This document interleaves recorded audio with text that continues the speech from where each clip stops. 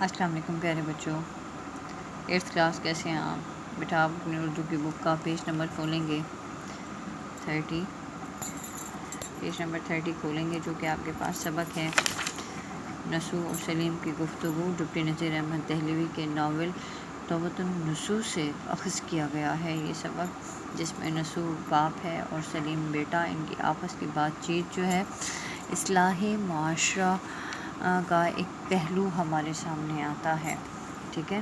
اور ڈپٹی نذیر احمد دہلوی کا ناول لکھنا یا ان کے تصانیف کا مقصد ہی یہی تھا کہ اصلاح معاشرہ، وہ اپنی تحریر کے ذریعے معاشرے کی اصلاح کس طرح سے کرتے تھے۔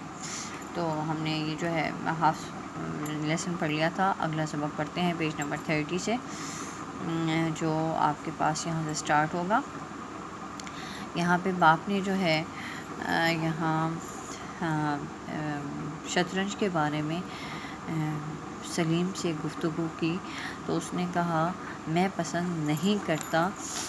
تو آگے دیکھیں، باپ پھر دوبارہ سے اس سے سوال کرتے ہیں، بات کرتے ہیں باپ، چونکہ مشکل ہے، اکثر مبتدی گھبرایا کرتے ہیں، مجھ کو یقین ہے کہ گنجفہ میں تمہاری طبیعت خوب لگتی ہوگی، ٹھیک ہے۔ تو یہاں پہ والد جو ہیں سلیم سے پوچھنا چاہ رہے ہیں کہ اس کی جو ہے شطرنج میں دلچسپی ہے یا نہیں، تو وہ کہتا ہے کہ بالکل نہیں، چونکہ مشکل ہے، اکثر ابتدائی یا ناتجربہ کار لوگ جو ہیں گھبرا جایا کرتے ہیں، مجھ کو یقین ہے، یہاں پہ والد کہہ رہے ہیں، نسو کہہ رہا ہے، گنجفہ میں تمہاری خوب طبیعت لگتی ہوگی۔ گنجفہ، یہ اس کے بارے میں میں نے آپ کو جو ہے لاسٹ لیکچر میں بتایا تھا کہ ایک کھیل کا نام ہے جس میں 96 گول پتے ہوتے ہیں اور 3 کھلاڑی ہوتے ہیں، ٹھیک ہے۔ خوب طبیعت لگنا یا دل کو اچھا لگنا کے معنی میں آئے گا یہ، ٹھیک ہے۔ وہ بنسبت شطرنج کے بہت آسان ہے، بنسبت یہاں مقابلے کے معنی میں استعمال ہوگا، ٹھیک ہے بیٹا۔ اب دیکھیں بیٹا، ہاں شطرنج کی نسبت کر گنجفہ کو زیادہ ناپسند کرتا ہوں۔ اب دیکھیں یہاں نسبت کر لفظ استعمال ہوا ہے، یہ بنسبت اور نسبت کر دونوں کا ایک ہی معنی ہوگا، جس کا معنی ہے مقابلے میں، ٹھیک ہے۔ ہاں شطرنج کے مقابلے میں گنجفہ کو زیادہ ناپسند کرتا ہوں۔ باپ، ہاں شطرنج میں طبیعت پر زور پڑتا ہے اور گنجفہ میں حافظے پر۔ تو باپ یہاں وضاحت کر رہا ہے کہ شطرنج میں سوچنا پڑتا ہے اور یادداشت پر جو ہے زیادہ زور ڈالنا پڑتا ہے۔ تو بیٹا کیا کہتا ہے، بیٹا میری پسندیدگی کا کچھ خاص کر یہی سبب نہیں ہے، بلکہ مجھ کو سارے کھیل برے معلوم ہوتے ہیں، اچھے ہی نہیں لگتے، برے لگتے ہیں۔ باپ، تمہاری اس بات سے مجھ کو تعجب ہوتا ہے، مجھ کو تعجب ہونا، حیرانی ہونا، اور میں تم سے تمہاری ناپسندیدگی کا اصل سبب، وجہ جاننا چاہتا ہوں، کیونکہ شاید اب سے 5 یا 6 مہینے پہلے جن دنوں میں باہر کے مکان میں بیٹھا کرتا تھا، میں نے خود تم کو ہر طرح کے کھیلوں میں نہایت شوق کے ساتھ شریک ہوتے دیکھا تھا۔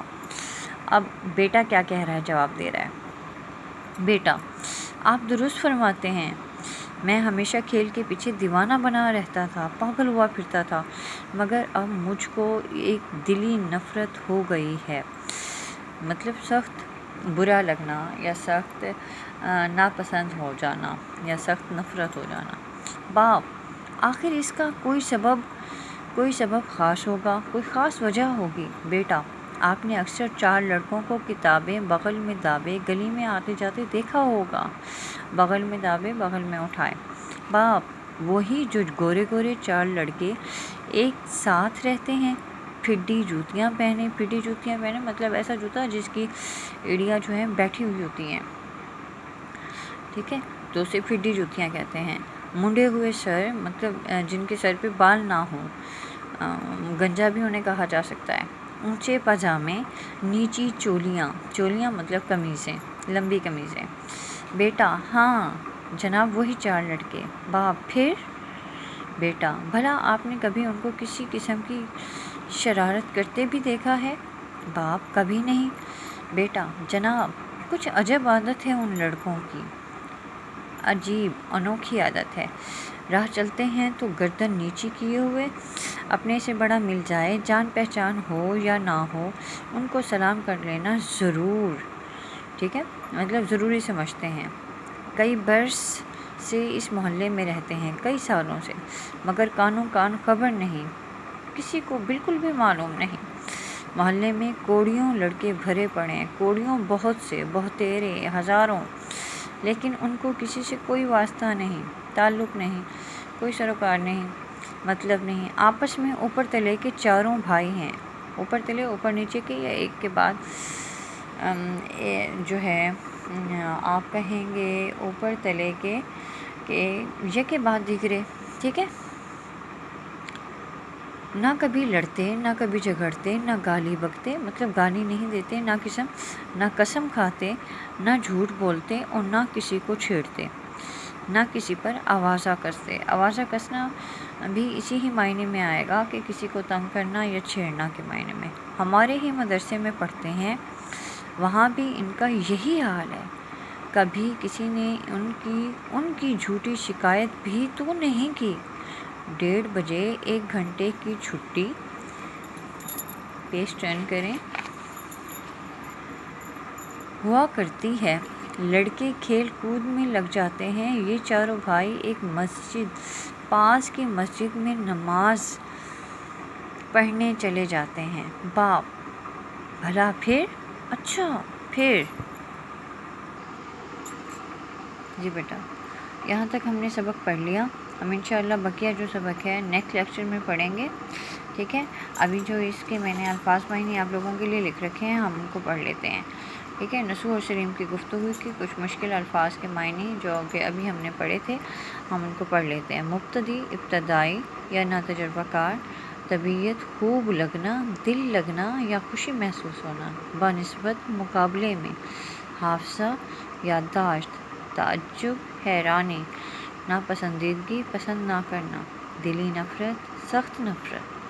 پھڈی جوتیاں: ایسا جوتا جس کی ایڑیاں بیٹھی ہوں۔ منڈے ہوئے سر، سر کے بال اترے ہوئے ہونا۔ چولیاں، قمیص۔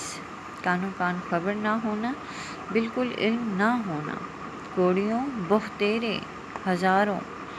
اوپر تلے، اوپر نیچے، یکے بعد دیگرے۔ واسطہ، تعلق۔ گالی بکنا، گالی دینا۔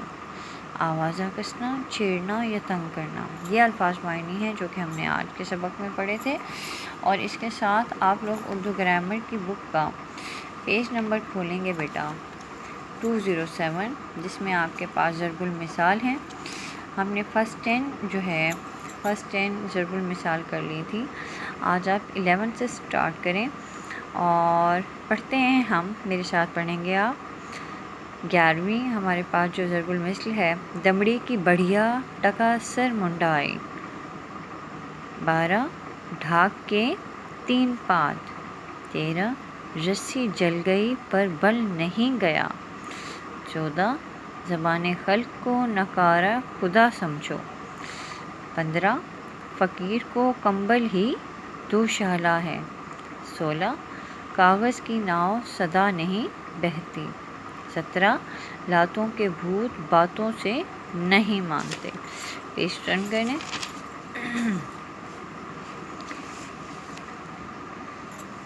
نکار خانے میں طوطی کی آواز کون سنتا ہے؟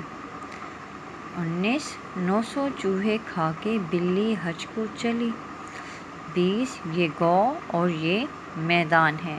یہ 207 سے 208 پیج نمبر 11 to 20 ضرب المثال آپ لوگ ہوم ورک پہ بھی کریں گے، یہ میں آپ کو ہوم ورک اسائن کرتی ہوں۔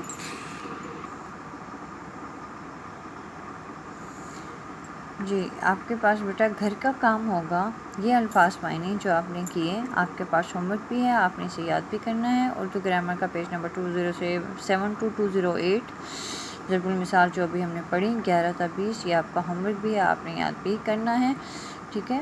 سیٹرڈے کو آپ جو ہے یہ اپنا کام اپنی ورک شیٹ پہ کر کے اسکول میں سبمٹ کرانے آئیں گے۔ یہ تھا بیٹا آپ کا لیکچر نمبر 9، فرائیڈے 2 اپریل 2021۔ انشاءاللہ نیکسٹ لیکچر میں ملاقات ہوگی۔ اللہ حافظ۔